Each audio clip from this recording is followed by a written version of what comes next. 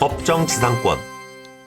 법정지상권은 일정한 법적 요건이 충족됐을 때 별도의 계약 없이도 법률에 의해서 자동으로 성립되는 지상권을 말합니다. 서로의 동의에 의해 성립되었다면 지상권이고, 서로의 동의 없이 지상권의 성립 여부를 법에서 정한 일정 요건으로 정해지는 것이 법정지상권이라 표현하겠습니다. 법정지상권이 성립하기 위해서는 충족돼야 하는 일정한 요건은 다음과 같습니다. 토지와 건물의 소유자가 같았고, 그 토지와 건물이 경매로 인해서 소유자가 바뀌었을 때, 그리고 저당권 설정 당시에 토지 위에 건물이 존재했어야 하는 요건이 있습니다. 복잡하죠? 바로 예시로 들어가겠습니다. 법정지상권이 성립하는 예. A가 소유한 토지와 건물이 있었는데 토지가 경매로 B에게 넘어갔다면 건물이 여전히 그 토지 위에 있기 때문에 A는 건물을 철거하지 않고 해당 토지를 마구 사용할 수 있는 법정지상권이 성립됩니다. 같은 예시입니다. A가 소유한 토지와 건물이 있었는데 건물이 경매로 B에게 넘어갔네요.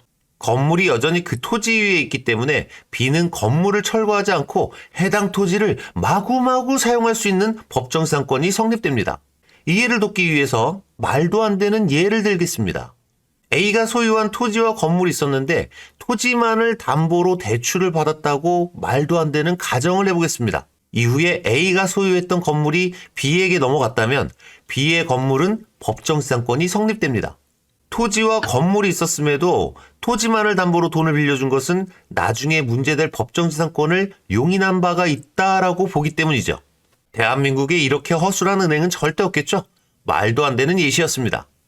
법정지상권이 성립되지 않는 예.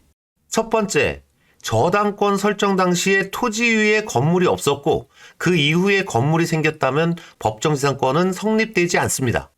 두 번째, 처음부터 소유자가 달랐고 지상권의 설정이 없었을 때 법정지상권은 성립되지 않습니다. 예를 들어서 A와 B는 친했습니다. A 소유의 땅에 A의 허락을 받고 B가 지상권 설정 없이 건물을 지었습니다. 이후에 A의 땅이 경매로 C에게 소유권이 넘어갔다고 가정하겠습니다. 이때 B의 건물은 법정지상권이 성립되지 않습니다.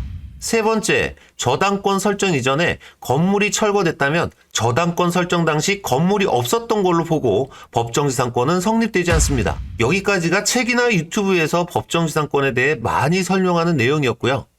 마지막으로 자주 등장하는 미등기 건물에 대한 법정지상권에 대해 예를 들어보겠습니다. A는 땅과 건물을 소유하고 있었습니다. 그런데 건물은 미등기 상태였고요. 미등기 상태였음에도 분명히 건물에 대한 소유권은 누가 봐도 인정되는 상태였습니다. 그 상태에서 은행에 대출을 신청했고 은행은 미등기 건물에는 설정 자체를 못하기 때문에 그냥 땅에만 저당권을 설정하고 대출을 해줬다면 이 미등기 건물은 경매 이후에 법정지상권이 성립될까요?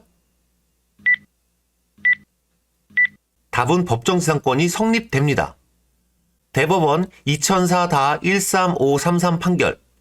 저당권 설정 당시 동일인의 소유에 속하던 토지와 건물이 경매로 소유자가 다르게 된 때에 그 지상의 건물을 건축 중이었던 경우 그것이 사회관념상 독립된 건물로 볼 수 있는 정도에 이르지 않았다 하더라도 건물의 규모, 종류가 외형상 예상할 수 있는 정도까지 건축이 진전되고 있었고 등등등 미등기라 하더라도 법정지상권의 성립에는 아무런 지장이 없는 것이다.